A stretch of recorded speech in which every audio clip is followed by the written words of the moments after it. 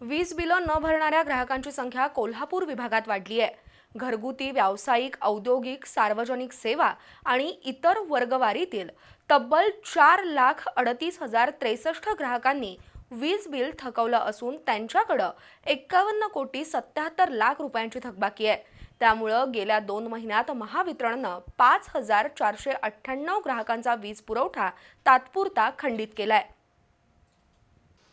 महावितरणच्या कोल्हापूर परिमंडल अंतर्गत कोल्हापूर आणि सांगली जिल्ह्यात अनेक थकबाकीदार आहेत। 3,88,901 घरगुती वीज ग्राहकांकडे 31,67,00,000 रुपये थकीत आहेत, तर 35,176 व्यावसायिक ग्राहकांकडून 9,03,00,000 रुपये येणं आहे। 6,035 औद्योगिक ग्राहकांकडे 7,09,00,000 रुपये, सार्वजनिक सेवा अंतर्गत 3,50,00,000 रुपये आणि इतर वर्गवारीतील 49,00,000 रुपये वीज बिलांची थकबाकी आहे।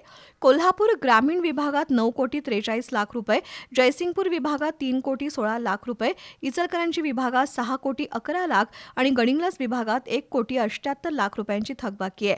त्यामुळे कोल्हापूर जिल्ह्यातील 2,571 ग्राहकांचा वीज पुरवठा तात्पुरत्या स्वरूपात खंडित केलाय, तर सांगली जिल्ह्यातील 2,927 ग्राहकांचा वीज पुरवठा तात्पुरता खंडित आहे।